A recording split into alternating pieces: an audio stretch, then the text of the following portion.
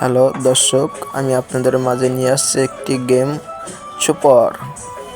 যে গেমটি খেলে হাজার হাজার টাকা ইনকাম করা যায়, অনেক অ্যাপসে আপনারা দেখেছেন, সেরকমই একটি গেম। আমি এখন সরাসরি গেমের মধ্যে ঢুকে যাচ্ছি। গেমটির নাম জিলি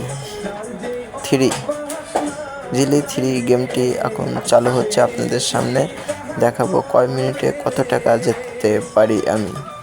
আমার অ্যাকাউন্টে আছে বর্তমানে 2000 টাকা, দেখতেই আছেন। দেখা যাক, আমি প্রথমে খেলবো 50 টাকা করে।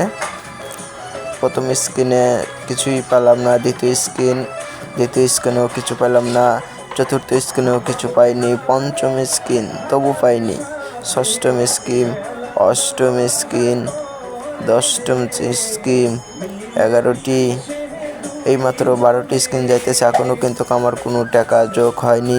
14টি স্ক্রিন যাচ্ছে, দেখা যাক আমি পাই কিনা। 14 স্ক্রিনের পরে পেয়েছি একটা স্ক্রিন। বুঝতেই পারছেন, 14 স্ক্রিনে আমার টাকা গেছে 700, এখানে পাইছে 100, এখনও ঘাটতি আছে অনেক টাকা। দেখা যাক কি হয়।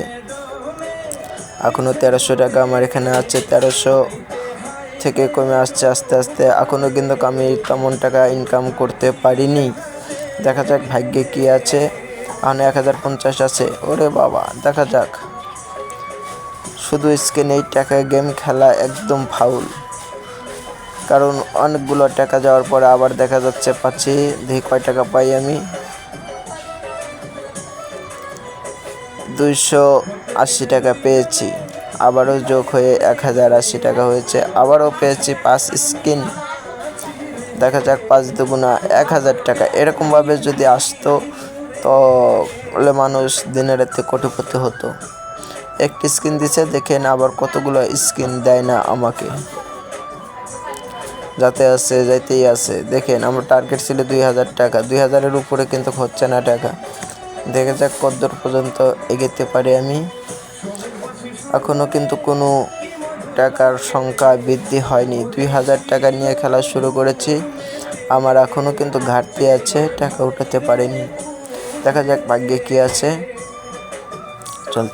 চলতেই আছে, সুন্দর হোক। আবার আমি অ্যামাউন্ট বাড়িয়ে দিচ্ছি। অ্যামাউন্ট বাড়িয়ে দিয়ে 100 টাকা করে স্ক্রিন করলাম।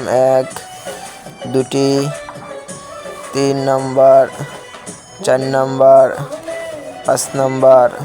5 নম্বরে যা আমি পেয়েছি 200 টাকা। 500 টাকা দিয়ে 200 টাকা পেয়েছি। বুঝতেই আছেন কীরকম খেলাটি। দেখা যাক কি হয়। সুন্দর। ও শিট, আর হচ্ছে না। দেখা যাক। মাত্র আমি কয় মিনিট খেলছি এরা আপনারা নিজেই দেখতে পারতেছেন, ভিডিওটি বানাইতেছি। মাত্র আর 30 টাকা আছে, তার মানে এখানে আর আমি খেলতে পারবো না।